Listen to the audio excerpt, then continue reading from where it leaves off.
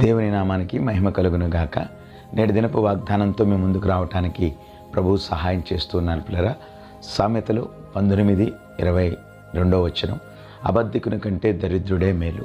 అవును ప్రియ దేవుని పిల్లరా, జ్ఞాని అయినటువంటి సొలొమోను తన జ్ఞాన సూక్తులను తెలియపరుస్తూ మానవాళి యొక్క జీవితంలో మనకుండవలసినటువంటి గుణలక్షణాలను బహుస్పష్టంగా జ్ఞాపకం చేస్తూ పిల్లరా, మానవుడు జీవించేటువంటి జీవిత వ్యవస్థలో పిల్లరా నిశ్చయముగా మనము దరిద్రతలో ఉన్న ఏ విధమైనటువంటి భయము అక్కర్లేదు. కానీ అబద్ధపు జీవితంతో ఉన్నప్పుడు, అబద్ధకునిగా మనం బ్రతికినప్పుడు మనం ఎవ్వరికి కూడా అక్కడికి రాని వారంగా ఉంటాం. మనల్ని ఎవరు నమ్మటానికి అవకాశం లేని పరిస్థితులు ఉంటాయి. అబద్ధపు జీవితం అనేది మోసపూరితమైన జీవితం కనుక మనము ఎల్లప్పుడూ కూడా ప్రియదేవుని బిడ్డలారా, మనం దరిద్రతలో ఉన్నప్పటికీ కూడా నీతి కలిగి ప్రవర్తించడానికి ప్రయత్నం చేస్తూ ప్రభువు రాకడ కొరకు మనం ఆయుత్తపడదాం. దేవుని యొక్క కృప మనందరికీ తోడై ఉండును గాక. ఆమేన్.